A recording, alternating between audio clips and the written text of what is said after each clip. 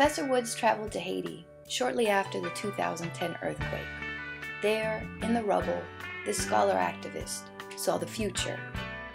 While the Haitian people tried to rebuild their lives, the media told a story of a violent, lawless mass in need of military control. Where the injured required medical care, they found themselves surrounded by armed guards and flotillas. Where this population, reduced to living in tent cities, demanded permanent housing, they were met with guns and force.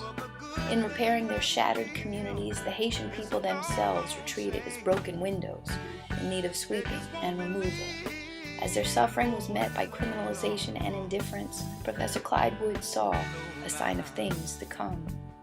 For Woods, the devastation of Haiti was the outgrowth of a cruel common sense, one that had incubated for decades in U.S. cities.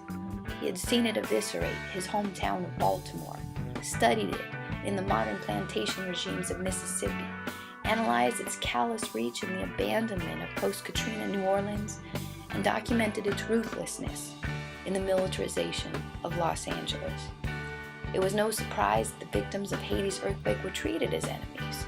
Professor Woods knew well how the poorest, especially the poorest communities of color in the United States, were trapped in spaces of confinement.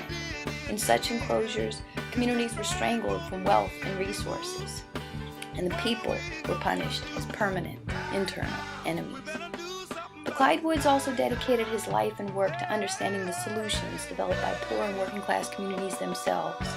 Through artists, rappers, poets, and blues singers, he found alternative ways of thinking and being in the world. He understood how people could create new social visions to unthink the poison logic that condemned them. He advised students to look to strategies developed by besieged communities and to discover solutions in their disqualified knowledge. This reader is dedicated to Clyde Woods. His influence is felt throughout the work, especially after his recent passing.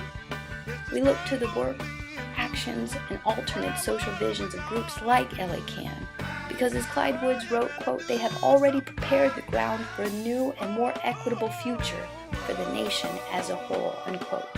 With their interventions, we can imagine a world of hope, housing, and possibility instead of one proliferated with prison bars and desperation.